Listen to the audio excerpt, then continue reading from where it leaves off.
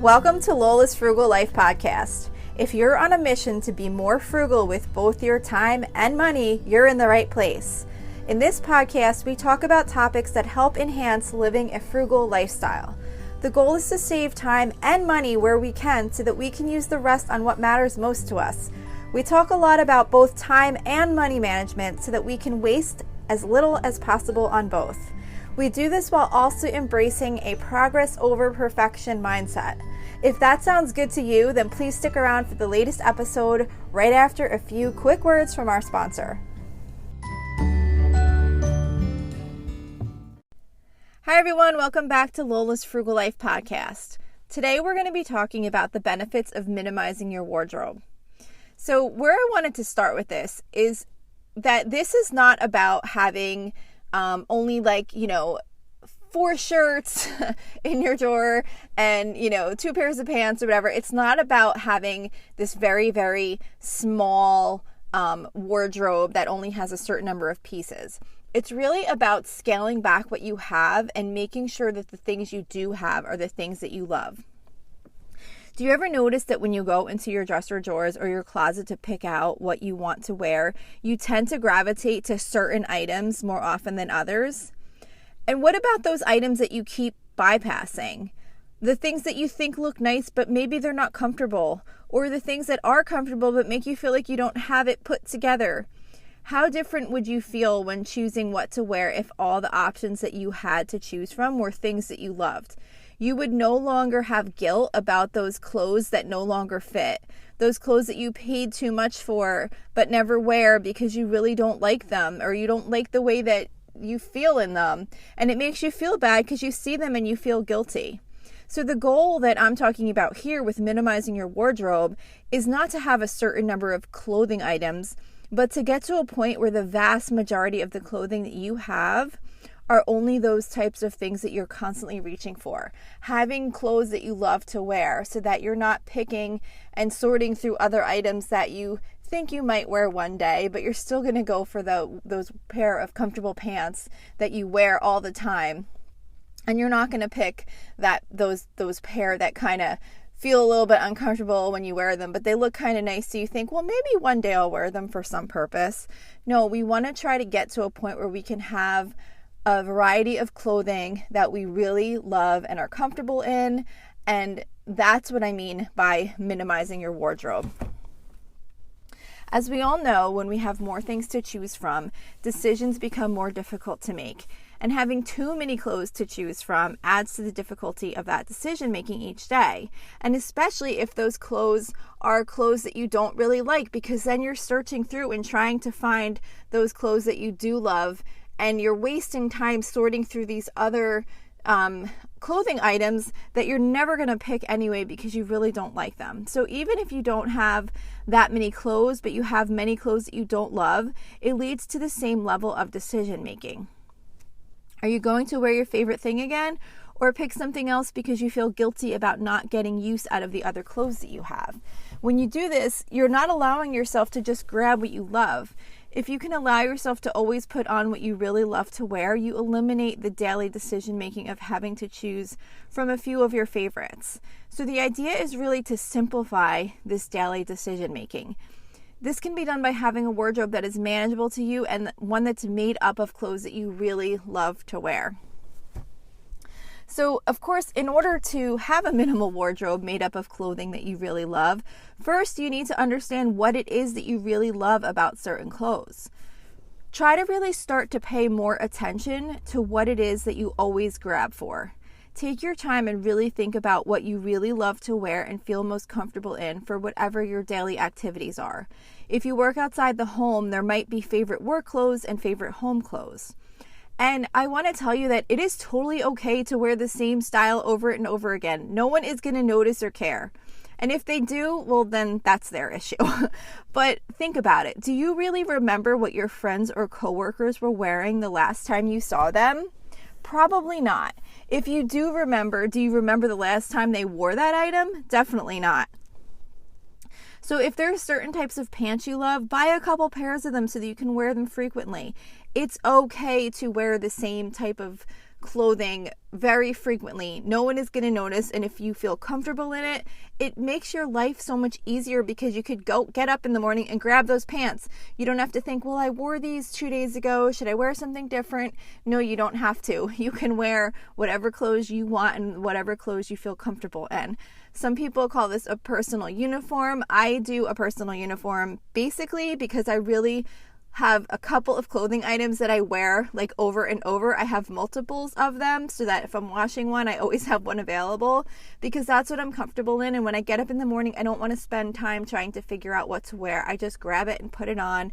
I'm comfortable. It works with what I'm doing for the day.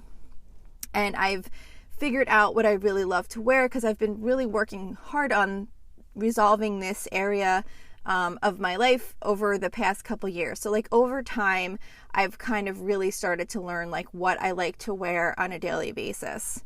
So it really does make a difference, and it makes it so much easier to get dressed every morning. So as you start to really know the type of clothing that you really love, it's time to start being picky about what you bring into your home.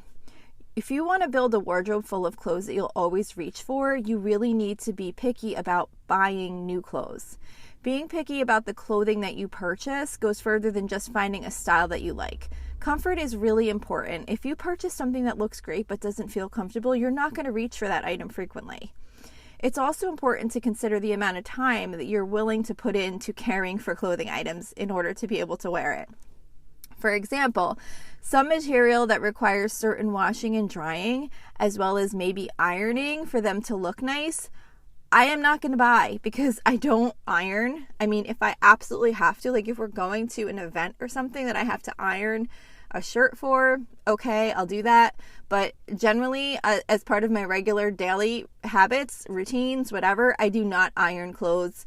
I like clothes to come out of the dryer, not wrinkly. I do fold them immediately. So as soon as they're dry, I wash them, I dry them, and I fold them. So as long as they can handle that and be wearable without needing ironing or anything else and they look nice, those are the kind of clothes that I really pretty much only buy because I don't want anything that I can't just throw in the wash, throw in the dryer, and then wear it. So if you're like me, then consider that when you're purchasing clothing. If you're okay with spending a little bit more time with caring and maintaining for that clothing, then that's fine. You just need to know that about yourself and know if you're going to do what it takes to keep this clothing in a way that you're going to want to wear it. So, some things to think about when you're trying to create a more minimal wardrobe and something that you really like to wear and something that's easy to pull together an outfit from really quick, is to consider maybe sticking with a particular color palette so that things can be mixed and matched more easily. Maybe buy 1 or 2 types of socks that you love. Even with socks, maybe do only a couple of colors. I always like my socks to match whatever I'm wearing. I know it's weird, but like I just, I'm not going to wear like pink socks if I have on like a blue shirt or whatever, even if you can't see them. I kind of like things to match like that. So what I wound up doing is getting socks, all of the socks that were white with black or white with gray. That way I can just reach in and grab a pair and I don't have to pick. I know it's a very small decision to pick a pair of socks, but all those little things make life easier. So if I pretty much have all the same socks, I could just reach in and grab a pair. So I pretty much wear mostly black with some type of color as far as my clothing. So that's why I chose like the white and black and white and gray socks, because they pretty much go with anything that I wear. Another way to create your minimal-ish wardrobe is, instead of a color palette, maybe if one aspect of your clothing is pretty neutral, the color of the other items won't matter as much. So for example, if you're always wearing black pants, then you can have a variety of colored tops that go with black pants. That's pretty much what I do. I either wear black leggings or jeans in the winter, or black bike shorts or jean shorts in the summer. I do wear my Vuori joggers a lot in the winter and fall too, but they're kind of similar-ish like leggings, and they're black, and then I have like a dark gray, so same thing, pretty much any color tops go with those. So I can wear really any of those bottoms and pretty much grab any of the tops that I have that will go with them just fine. So, just like with everything, you don't need to go through your entire wardrobe all at once. That can be really overwhelming and it isn't really necessary. So just start small and make changes slowly. If you love to wear jeans, look at the jeans that you have. Are there certain ones that you always choose to wear and others that stay at the bottom of the pile? Think about what it is about those jeans that you really love. And can you maybe get 1 or 2 more pairs of those jeans and then donate the ones that you aren't wearing? That way, when you go to pick out a pair, you don't have to kind of move the other ones out of the way and get the ones that you like. You'll just only have the ones that you like.